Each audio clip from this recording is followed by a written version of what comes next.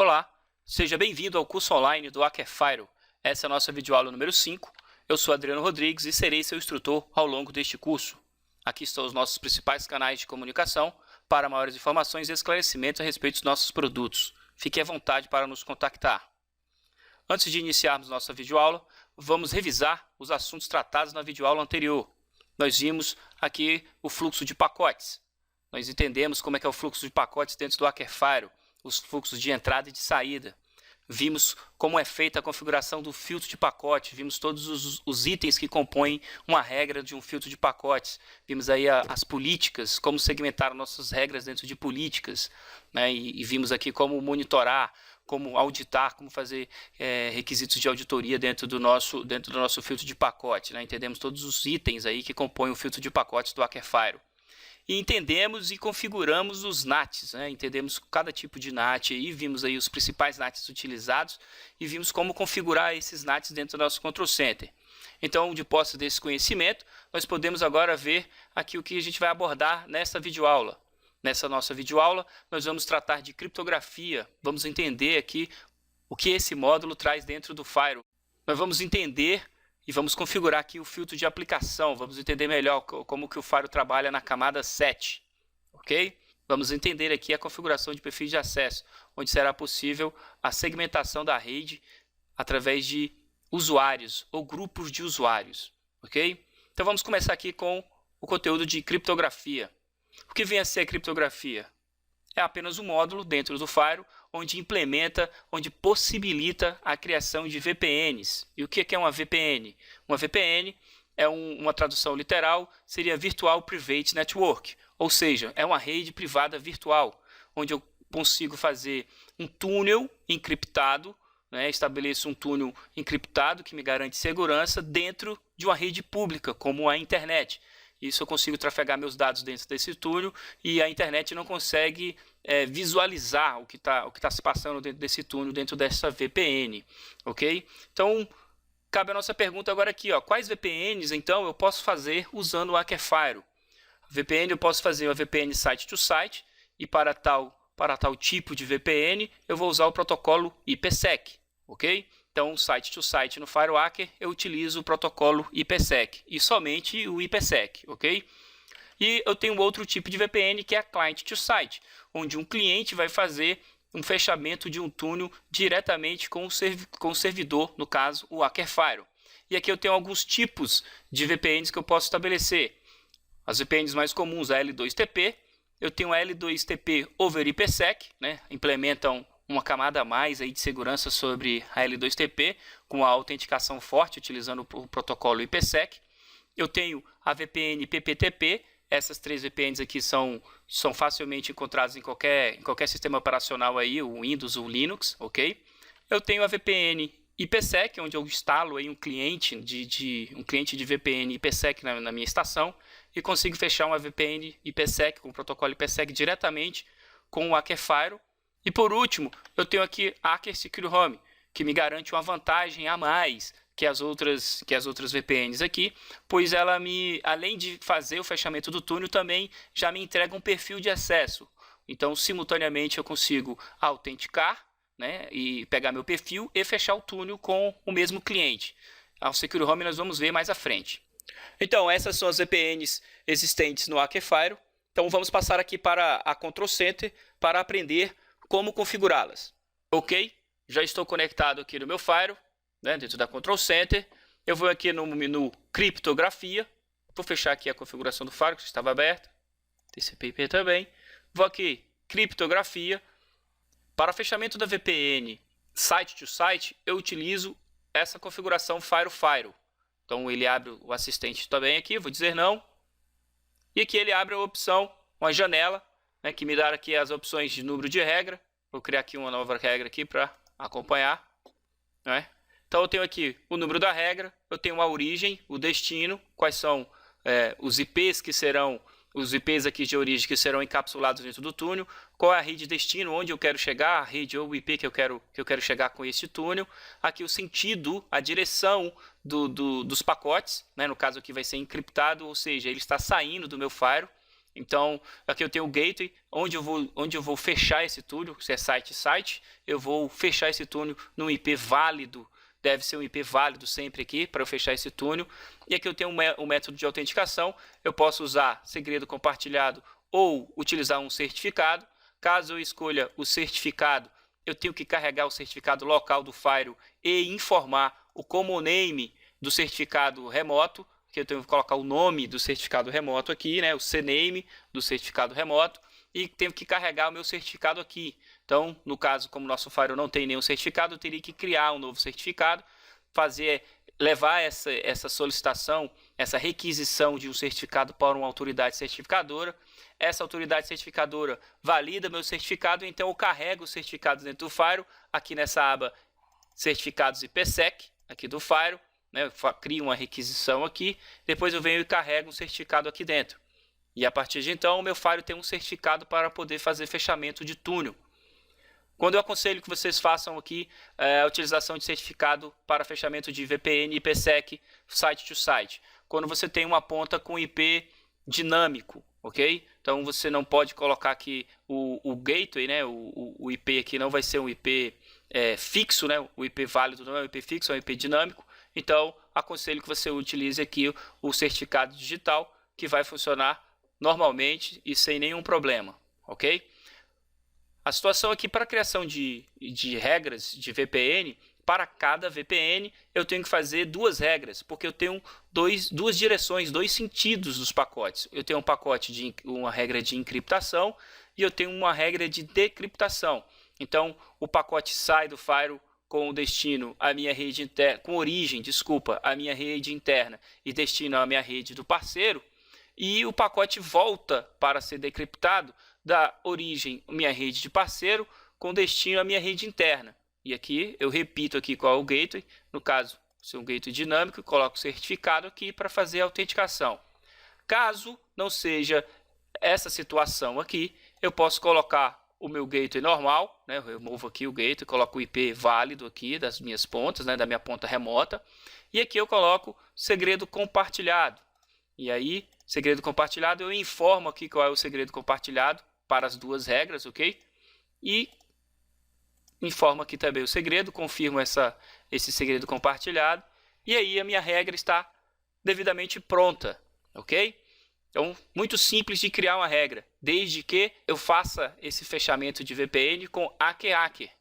Eu faço essa criação de regra no Firewall meu aqui, na minha ponta local, e faço a mesma configuração, claro que com os IPs aqui, né, trocados, né, aqui também origem e destino, e aí fechou, o hacker determina qual vai ser as propostas de negociações das fases da VPN e fecha aí a VPN normalmente.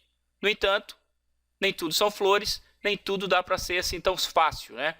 Embora a Control Center facilite o nosso trabalho de fechamento de VPN, né? Aqui nós temos algumas coisinhas aqui que precisam ser definidas caso precisamos fechar uma VPN com outro dispositivo que não seja um hacker. Então, um exemplo pode ser um roteador, um outro firewall de mercado. Então, na primeira regra aqui, eu posso clicar com o botão direito, ok? E aqui eu tenho uma opção avançado. Na opção avançado, ele me dá aqui as fases, né? São duas fases para fechamento da VPN IPsec. Então, a fase 1 e a fase 2. E eu tenho oito tipos aqui de algoritmos de cifragem, né? E cada algoritmo de cifragem ele vai ter um algoritmo de autenticação, né? Então, tem variações aqui. Então, eu tenho aqui o grupo de Diffie-Hellman, eu tenho a quantidade de bytes e o tempo de renovação da fase 1, do túnel da fase 1. E eu tenho aqui a fase 2 que vai encriptar os dados dentro do túnel. Então eu tenho aqui o protocolo, tenho o protocolo da fase 2, aqui eu tenho as opções, eu tenho o grupo, eu tenho a quantidade de bytes, eu tenho o tempo de renovação desse túnel, algoritmo de autenticação e o algoritmo de cifragem. Isso aqui varia muito, são muitas variáveis na verdade, e precisamos discutir isso aqui antes com a nossa ponta remota para saber qual dessas opções será utilizada para fechamento deste túnel IPsec com o Hackfire. Então, sugiro que você discuta bastante e determine quais serão as fases, né? Quais serão os protocolos que vocês vão utilizar, os algoritmos de cifragem e autenticação que vocês vão utilizar aí durante o fechamento da fase. Caso não aconteça dessa forma, vocês vão ter problemas sérios aí durante o fechamento da VPN IPsec, ok? Eu vou fazer o seguinte, eu vou adiantar um pouco aqui e já trago aqui uma configuração pronta, ok? Aqui está, as regras já estão criadas aqui para o fechamento de uma VPN. Então aqui eu acrescentei a rede interna para uma rede parceiro, no sentido de encriptação. Coloquei o gateway aqui, criei um IP aqui qualquer, ok? Do gateway do parceiro aqui. Coloquei um segredo compartilhado, ele fecha aqui a entrada de certificado local, certificado remoto. E fiz o inverso aqui, ó, rede parceiro para rede interna. Decriptação, o gateway é o mesmo, ok? Segredo compartilhado é o mesmo e aqui está criado. Porém, ainda tem outras áreas do Firewall que eu preciso configurar para permitir a comunicação dessa VPN. Uma delas é o meu NAT. Então, eu vim aqui no NAT, aqui, criei uma outra regra sem NAT, ok? Só vou fazer roteamento dos pacotes, dizendo que a rede interna pode falar com a rede parceiro. Então, eu tenho que criar aqui o NAT, ok? Não esqueçam de criar o NAT, senão não vai funcionar. Você não vai ter comunicação aqui dessas redes. E lembrando, não pode ter conversão, ok? A não ser que o seu ambiente precise que você troque o IP de origem ou o IP de destino, você vai fazer uma conversão. Mas por padrão, não é necessário, né? No caso aqui, as redes são diferentes. A rede interna é a 1010 e a rede do parceiro é o 92.168.20. Então, redes diferentes, eu não preciso fazer conversão. Caso as suas redes sejam iguais, né, das duas pontas, você vai precisar fazer aí a conversão de uma das redes, né, trocando aqui o IP de origem ou o IP de destino, fazendo a conversão nos NATs. Não é o nosso caso aqui. Então, fiz o NAT. Depois do NAT, eu tenho que fazer regra de filtragem, regra, né, no filtro de pacote. Então, eu criei uma política, aqui para ficar fácil, para eu entender o fluxo, para eu localizar o fluxo. Criei uma política aqui, rede interna, rede parceiro. E aqui eu coloquei aqui, ó, a rede interna fala com a rede parceiro. E o serviço que eu coloquei aqui é o Terminal Service, que nós criamos aqui, o Terminal Service no início aqui das entidades, né? E eu criei também aqui um acumulador, né? Sempre que ocorrer aqui o tráfego de dados, né, de informações dentro dessas redes aqui, vou registrar isso aqui dentro dos meus dados estatísticos. E ainda coloquei aqui também a opção de enviar um trap SNMP. Sempre que acontecer, sempre que for dado match nesta regra, eu quero ser avisado aqui no meu servidor. Ok? Então, com isso aqui, a gente finaliza a VPN site to site. Vamos passar para clients to site, que é clientes VPN. Então, dentro de cliente VPN, eu tenho essa aba geral, onde ele me fala aqui o número máximo de conexões simultâneas. Aqui eu tenho o número de licença, esse número aqui é licenciado, vem na sua licença, ok? Essa nossa licença permite 100 conexões simultâneas para o Secure Home, essa segunda aba aqui. Vou clicar aqui, mas não vamos configurar Secure Home agora, tá? Vamos ver aqui o L2TP. A configuração de L2TP, do PPTP e do IPsec é bastante simples, ok? Vamos começar com o L2TP. Eu habilito aqui o fechamento do túnel, habilito o L2TP. Eu informo qual vai ser o DNS que eu vou entregar aí para o meu usuário remoto, né? Posso entregar até 2 DNS aqui. Posso colocar o over IPsec, posso usar a autenticação de segredo compartilhado ou colocar o certificado. Mais uma vez, eu preciso de ter o certificado aqui dentro do Firewall. E, por fim, eu tenho que indicar aqui quais serão os endereços que eu vou entregar para o meu usuário remoto, ok? Então, aqui eu tenho a opção de pegar um IP da minha rede interna ou um range de IP da minha rede interna que não serão distribuídos dentro da minha rede interna e entregá-los, deixarem disponíveis aqui para entrega dentro das minhas VPNs. Serve para L2TP, para o Secure Home, para a PPTP e para o IPsec, ok? Então, posso pegar um range da minha rede interna, deixar reservado para os usuários de VPN. Uma outra forma de fazermos a distribuição de IP, até a mais indicada, é criarmos uma outra rede fora da nossa rede interna e distribuirmos para os nossos clientes remotos, nossos clientes de VPN, ok? Como é feito isso? Eu vou ter que criar aqui um alias ou usar uma interface de rede do Firewall. No caso, eu peguei a TH2 aqui, ó, criei duas sub-redes aqui dentro da TH2, né? Eu vou pegar a primeira aqui, criar uma rede aqui, já criei uma rede aqui, ó, VPN L2TP, Vou voltar dentro aqui de clientes VPN, aqui está L2TP. Então eu venho aqui, escolho a VPN L2TP, a rede que eu criei, coloco aqui dentro do conjunto de endereços, seleciono aqui o meu servidor de DNS, que no caso é o meu SRV Lab 2. Não tenho nenhum servidor secundário de DNS, eu não vou usar aqui a autenticação IPsec, vou ficar só o L2TP.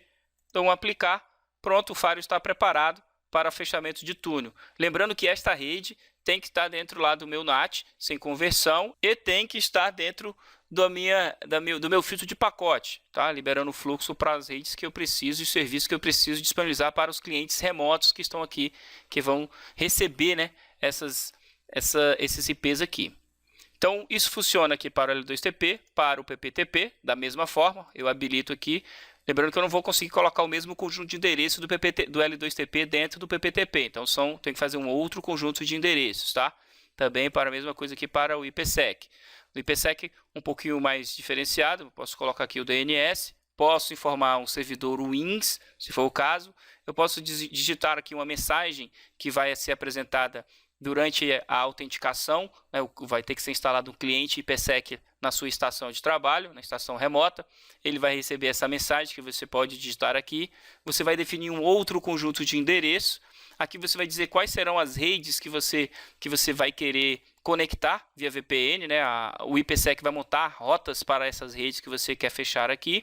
E aqui você vai definir aqui o nome de grupo e o tipo de autenticação para cada tipo de conexão, para cada cliente lá fora que for conectar, né? Então eu posso ter vários tipos de grupo aqui dentro, ok? Com os nomes dos grupos. Lá dentro do cliente de autenticação, eu tenho a opção de informar qual é o ID do grupo, né? Então eu escrevo exatamente o que está aqui dentro, né? O nome que eu coloquei aqui é CERT, Secret, um exemplo, né? Eu tenho que informar esse mesmo nome lá dentro do meu cliente. Okay? E aqui a gente fecha essa parte aqui de clientes VPN, com exceção aqui do Secure Home, que nós vamos ver daqui a pouco quando nós formos tratar aqui, quando nós já tivermos o conceito de perfis de acesso. Ok, então vamos entrar aqui no nosso segundo assunto dessa nossa videoaula, o filtro de aplicações. Aqui o Fire começa a trabalhar na camada 7 do modelo OSI, né, na camada de aplicação, e na camada 4, referenciando aí que é o modelo TCP/IP. Ok? Como é feito isso? Vamos entender aqui, primeiramente, como é que é montado um pacote, né? Então nós temos aqui o cabeçalho IP, onde tem aqui o endereço de origem, o endereço de destino, né? Tem mais outros campos aqui, como TTL, checksum, tem outros além desses aqui. Temos o cabeçalho TCP, onde temos o número de sequência do pacote, temos as portas de origem e destino, checksum, além de outros campos aí. E nós temos a camada de aplicação, que é onde o Fire aplica, né, o seu filtro. Então, aqui na camada de aplicação é onde temos as informações referentes à aplicação, que nós chamamos de assinatura da aplicação. Então, o Fire fica procurando essa assinatura, aqui é um exemplo de uma, né? E aí ele procura essa assinatura e aplica o filtro mediante essa assinatura aqui, de acordo com o fluxo determinado na origem e no destino. Vamos entender melhor aqui na Control Center. Aqui está a Control Center, já estou conectado no Fire, vou abrir o Fire aqui. Vamos aqui no item aplicação, aqui eu tenho o DPI, que é o Deep Package Inspection, né? Filtragem de aplicação, inspeção profunda de pacotes. Então, clico aqui 2 vezes aqui e aqui ele abre uma janela que ele me dá a opção para fazer as regras de filtragem de aplicação, né? Com o número de regra, origem, destino, filtragem de aplicação, qual canal, ação e o tempo de bloqueio. Então, vamos criar uma regra aqui. Eu vou inserir, né? Ele me dá uma regra aqui, já me dá a regra número 1. Aqui eu tenho a opção de colocar qual a origem do pacote, qual o destino desse pacote, quais são as aplicações que eu quero filtrar. Aqui, para pegar as aplicações, aqui eu tenho que vir em filtros de aplicações. E aqui eu tenho todos os filtros, não tem nenhum filtro carregado. E eu tenho filtros locais, ok? Já volto aqui para explicar esses caras aqui. Primeiramente, todos os filtros, eu tenho que carregar o filtro aqui. A minha assinatura permite o uso do DPI, né? Do IDS e IPS, que são as assinaturas aqui de aplicações. Para que eu faça isso aqui, para que eu tenha esses filtros aqui, nessas assinaturas dentro do meu DPI, eu preciso voltar aqui em configurações de sistema, e um dos itens que a gente ficou pendente de explicar foi configurações de DPI IPS. Então, duplo clique aqui, e aí eu abro aqui uma janela que me dá a configuração geral. Eu tenho o download das bases e filtros e o estado, né, das bases e filtros. Então eu vou fazer uma atualização, ok? Vou clicar aqui para fazer uma atualização. Está aí, está atualizando. Então vou dar uma adiantada no vídeo agora. Daqui a pouco, quando finalizar, eu mostro para vocês aqui o download concluído. Aqui está, o download foi concluído. Nós temos aqui a última atualização, a última base foi do dia 24/6. Nós temos aqui a quantidade de filtros de DPI, né? Temos esse total aqui, e de IDS e IPS, que são assinaturas aqui para as aplicações, né? Inspeção profunda de pacotes nas aplicações, e aqui para ataques, ok? Então, temos aqui já a base, né, já atualizada. Temos aqui o download aqui dos filtros, aqui, se nós vermos aqui, nós coloquei aqui diário. Aqui ele já carregou algumas variáveis. Isso aqui funciona como entidade aqui para a minha base. Então, eu crio aqui um nome e associo valores de portas, tá? Então, vocês vão ver como é que a gente utiliza isso aqui. Então, eu vou criando aqui. Então, aqui é diferente de 80, né? Então, aqui é a porta Oracle Port 1024. E aí vai, né? Então, eu crio associações aqui e eu vou usar o nome, né? Então, eu não preciso usar colocar tudo isso aqui dentro da regra. Eu utilizo somente o nome aqui do objeto, crio um objeto, né? Então, uma vez feito o download da base, agora eu vou dentro aqui do meu DPI, na aplicação, na camada de aplicação. Aqui está, já criei uma regra dizendo que o fluxo da minha rede interna, quando a origem for minha rede interna, indo para qualquer lugar, eu aplico um filtro P2P, isso aqui é o nome do grupo, onde tem várias assinaturas aqui dentro. Eu apliquei um canal de 100K e mudei a prioridade, né? Apliquei um QoS aqui, mudei e coloquei para muito baixa. Isso aqui é possível devido à ação que eu apliquei. Essa ação aqui, ó, eu pego um cano e afunilo ele, eu diminuo o tamanho, né? Então, eu clico no botão direito, eu tenho aqui as ações. Eu tenho aceita, né, que não vai aplicar nada, vai simplesmente passar essa aplicação. Eu posso mudar a prioridade, que é a que eu estou usando. Eu posso bloquear a origem, né, o IP de origem que tentou fazer o uso dessa aplicação. Posso rejeitar ou descartar. Né? No bloqueio à origem, eu posso determinar um tempo aqui, ó, o tempo que o IP vai ficar bloqueado, tá? Então, como é que eu faço agora o uso disso aqui? Como é que eu sei quais são as aplicações que estão sendo bloqueadas? Eu venho aqui no filtro de aplicações e agora sim, ó, eu tenho aqui nos grupos aqui eu tenho o grupo P2P e aqui dentro do grupo P2P eu vejo o que eu estou bloqueando. Então, aqui eu tenho esse delete NetBIOS. Se eu continuar descendo aqui, eu vou ter aqui o P2P e Docker. Eu tenho aqui o BitTorrent, né? E aí tem várias outras aplicações, né? Então, vamos descer aqui. Tenho mais coisa aqui, e Docker novamente, tem várias assinaturas, né? O Emule, então já tenho o GNUtella, temos aqui o Kazaa, temos o Morpheu, né? Então várias aplicações aqui que estão sendo, aqui você pode ver que tem o Tor, então estou bloqueando também o P2P via Tor, tá? Aqui tem um grupo, é o nome do grupo que eu coloquei aqui, que eu criei, aqui eu tenho o protocolo, e eu tenho porta 1 e porta 2. Porta 1 funciona como porta de origem. Aqui você vê a entidade que eu criei lá nas variáveis, né, HTTP ports, então são todas as portas que estão aqui dentro. E aqui seria a porta de destino, né, qualquer porta. A direção tanto faz para o servidor como para o cliente, então é bidirecional. A concatenação aqui das operações, aqui está confidencial porque é uma base da hacker, ok? Então, tá ok, tá tudo aqui, tá funcionando, mas tem uma aplicação no meu ambiente, uma situação, né? Uma aplicação que está no meu ambiente que não está aqui dentro dessa base. Eu quero criar uma assinatura para ela. Como eu faço? Seleciono o local aqui, ok? Seleciono o local, clico com o botão direito, inserir, coloco um nome para este filtro, né? Determino aqui qual vai ser a porta de origem, qual vai ser a porta de destino, qual é a direção, se é para o servidor, para o cliente ou se é ambas as direções. Coloco aqui a operação lógica, se vai ser e ou, né? Se tiver mais outra regra aqui, e aí ele vai aplicar para uma somente ou para ambas.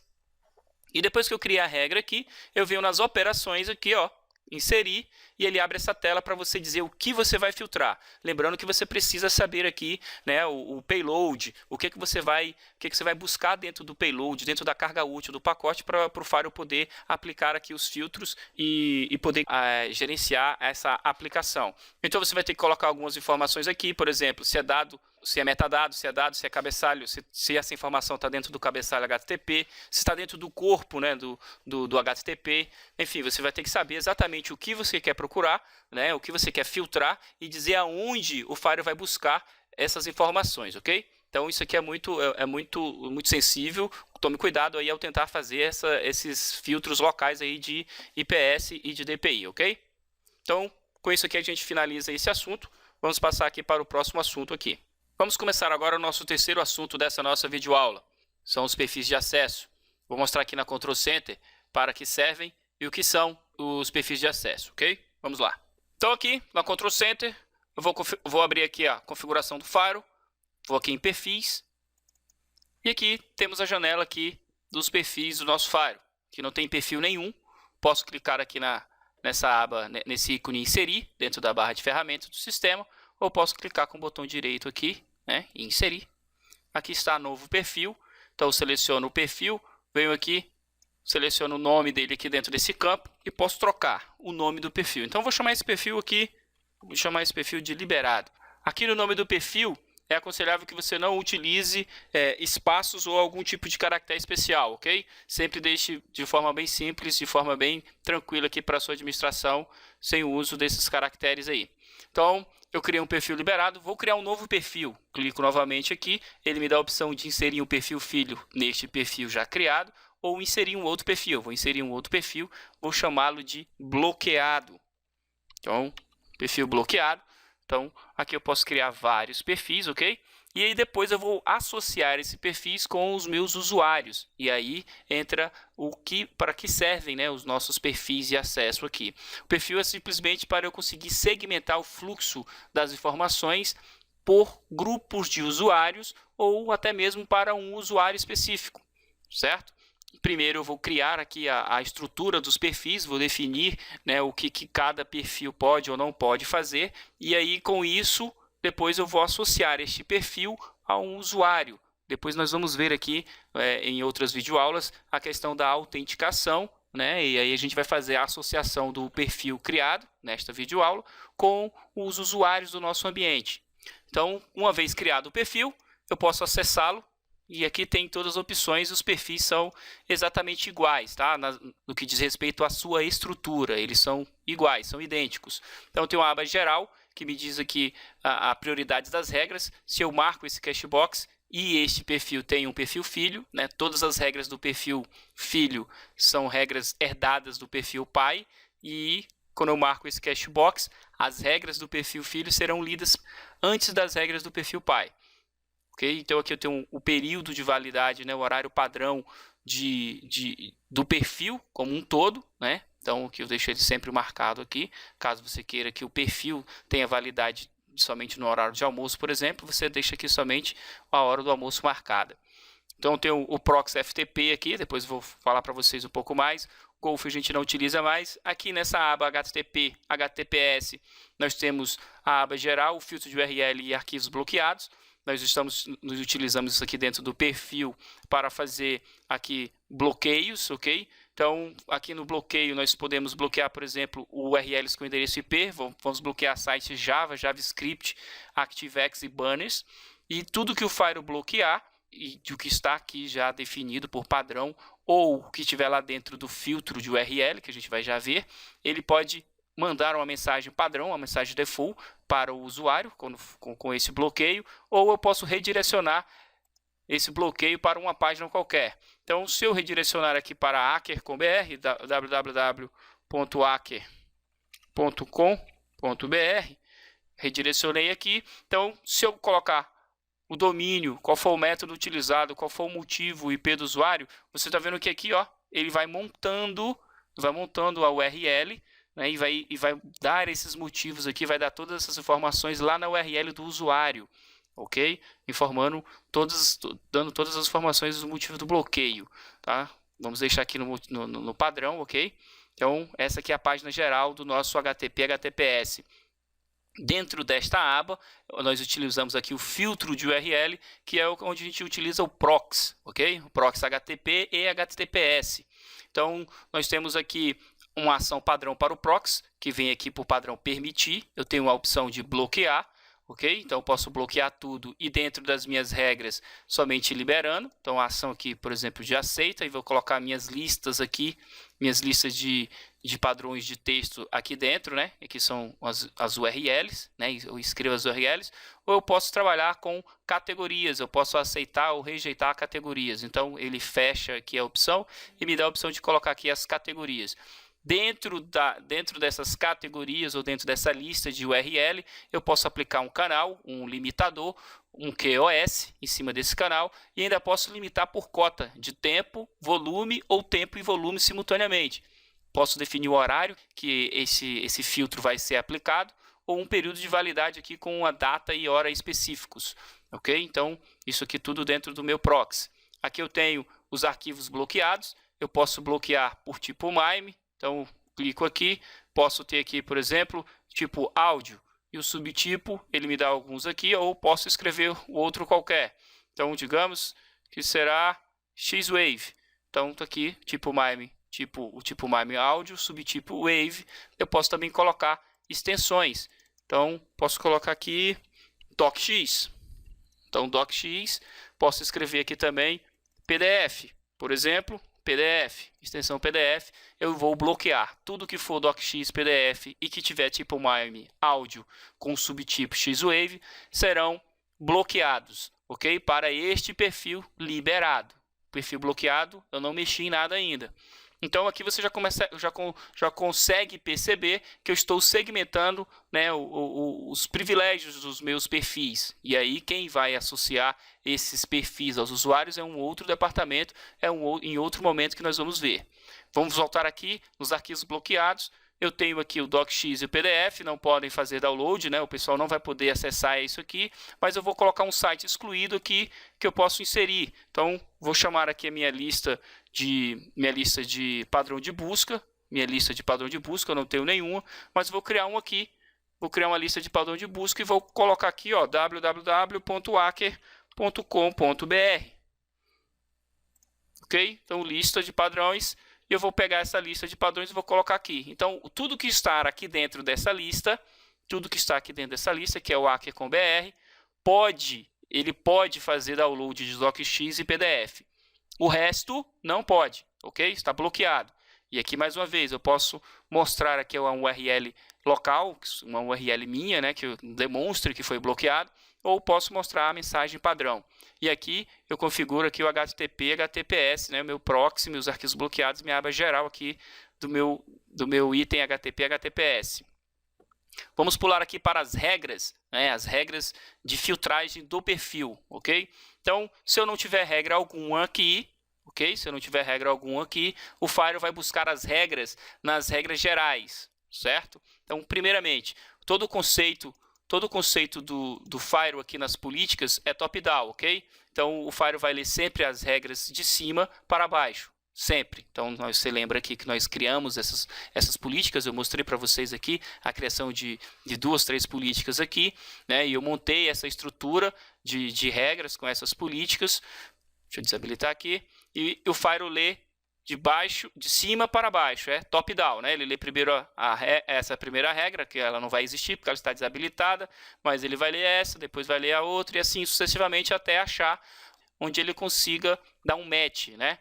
Então, o conceito aqui dos perfis é o seguinte: eu vou ler sempre se o usuário, né, for autenticado, se o usuário tiver um perfil autenticado, eu vou ler sempre a regra do perfil primeiro.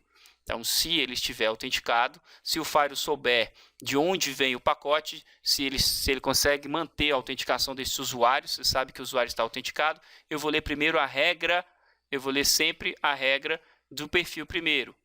Então, eu não tenho aqui eu não vou ter origem, porque a origem é o próprio usuário. Então, para qualquer lugar, ele pode acessar HTTP e HTTPS, ok? Então, vou logar essa regra. E aqui está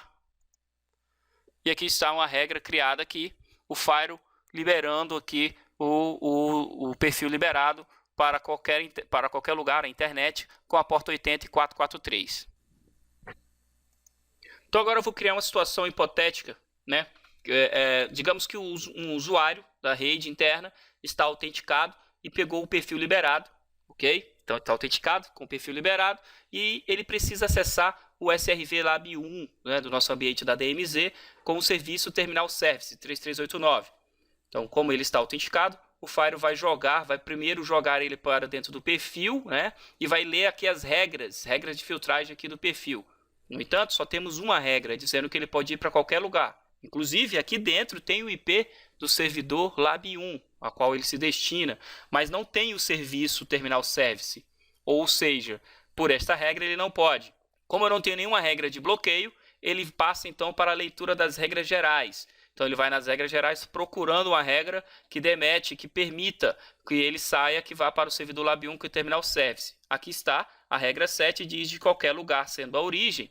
A rede interna inclui-se aqui no qualquer lugar, mas o destino daqui, servidor Lab 1, e o serviço está aqui, Terminal Service. Então o Fire vai permitir o acesso deste usuário, né, dentro do perfil liberado, através da regra geral número 7, ok? Ele vai logar e vai mandar uma trap CNMP e mandar um e-mail aqui para o e-mail cadastrado lá nos parâmetros de configuração.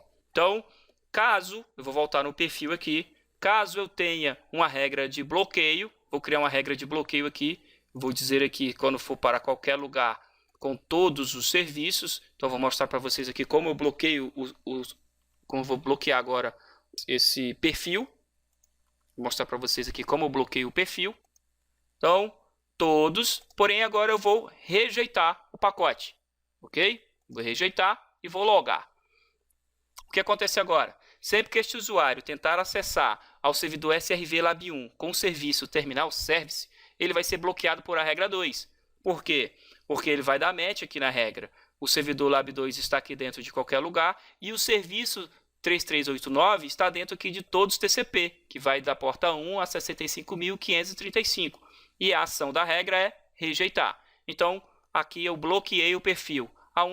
As únicas portas que estão liberadas para este perfil é a porta 80 e a 443, quando o destino for qualquer lugar. Ou seja, esse perfil pode navegar. Quer dizer, nem tanto assim. Por quê? Porque aqui não tem a questão do DNS. Então, para ele navegar, eu ainda precisaria colocar aqui também o DNS, permitindo com que ele vá para o servidor de DNS e fazer consulta, né? Então, agora sim. Agora ele pode fazer a navegação normal. Aí está. Então, regra de bloqueio, restrição do perfil. Ok? Aqui dentro do perfil ainda tem o Secure Home, vamos ver mais à frente em outras videoaulas. E temos aqui o DPI, que é o nosso segundo assunto dessa videoaula, onde nós criamos aqui a segmentação de acesso às aplicações, filtro de aplicações por perfil. Aqui antes nós vimos aqui de forma geral, e aqui nós podemos aplicar o filtro de aplicações por perfil, ok? Então, vou excluir essa regra. Ok? Aplicado aí. Então, o perfil bloqueado já está configurado aqui tranquilamente. Ok, então, pessoal? Com isso, finalizamos aqui os assuntos previstos para essa videoaula. Caso você tenha gostado, por favor, dê um like aqui no nosso canal. Fique à vontade para distribuir esse conhecimento. Quanto mais pessoas tiverem essas informações, melhor será para todos. Caso tenha também alguma sugestão, entre em contato aqui com nossos canais de comunicação ou diretamente no nosso portal www.aker.com.br. Até a próxima!